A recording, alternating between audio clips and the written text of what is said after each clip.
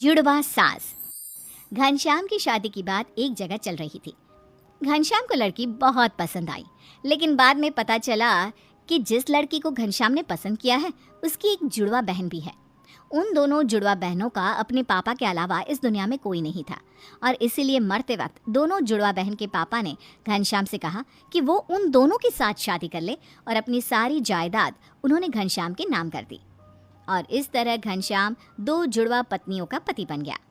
उन दोनों बहनों में से एक का नाम था रमा और दूसरी का नाम था सारिका। धीरे धीरे वक्त बीतता गया। रमा की तो कोई संतान नहीं हुई, पर सारिका को एक बेटा हुआ। जब सारिका और घनश्याम का बेटा अविनाश 28 साल का हुआ तो उसकी शादी अंजलि नाम की लड़की के साथ हो गई। देखो बहू, तुम बहुत किस्मत वाली हो। तुम्हें दो सास मिली है अपना ख्याल रखने के लिए। हाँ अंजलि, और मेरी दोनों माँ बहुत अच्छी हैं, वो तुम्हारा बहुत ख्याल रखेंगी। देखो बहू, सास तो तुम्हारी दो है, लेकिन असली सास तो मैं ही रहूंगी, क्योंकि अविनाश ने मेरे पेट से जन्म लिया है। हाँ भाई, सही बात है। मुझे तो कभी कोई औलाद नहीं हुई। तुम्हारी बहू तुम्हारी ही रहेगी, फिक्र ना करो। नहीं नहीं मम्मी जी, ऐसा कुछ भी नहीं है। मैं आपका भी अपनी सास की तरह ही ख्याल रखूंगी। मेरे लिए तो आप दोनों ही मेरी सास हैं। देखा, कितनी समझदार लड़की है। और प्लीज़ आप दोनों आपस में बिल्कुल झगड़ा ना करो। अंजलि सबका ख्याल बराबर से रखेगी। एक दिन सुबह के वक्त, अंजलि बहू, ज़रा मेरे पीने के लिए थोड़ा पानी तो गर्म कर दो। ये लीजिए मम्मी जी, आपके लिए गर्म पानी। अरे अंजलि, मेरा टिफ़िन तो बना दिया है ना, ऑफिस के लिए देर हो रही है। बस 5 मिनट लगेंगे, थोड़ा सा इंतज़ार कर लीजिए प्लीज़। बहू, मेरा नाश्ता कहाँ है? अभी तक बनाकर क्यों नहीं लाई? मम्मी जी, आप थोड़ी देर रुक जाइए ना, इनको ऑफिस के लिए देर हो रही है। मैं अब भी आपका नाश्ता बना देती हूँ।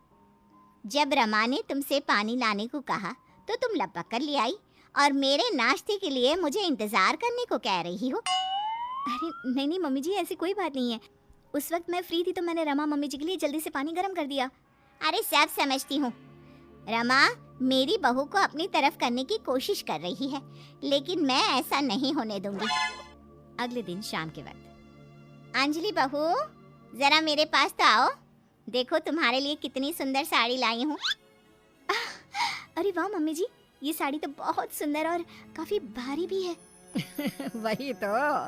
अरे अंजलि, मैं अच्छे से जानती हूँ, आजकल की लड़कियों को भारी कपड़े पहनना पसंद नहीं है। तुम्हारे लिए डिजाइनर सूट लेकर आई हूँ, बताओ जरा कैसा है। रमा मम्मी जी, सच बताऊं तो मुझे इसी तरह के सूट पहनने पसंद है। वैसे वो साड़ी भी बहुत सुंदर है, लेकिन बहुत भारी है ना, पता नहीं मुझसे संभलेगी भी या नहीं, लेकिन मैं दोनों चीज रख लेती हूँ। अंजलि के वहां से जाने के बाद, देखो रमा, मैं सब जानती हूँ। तुम मेरी बहू को अपनी तरफ करने की कोशिश ना करो।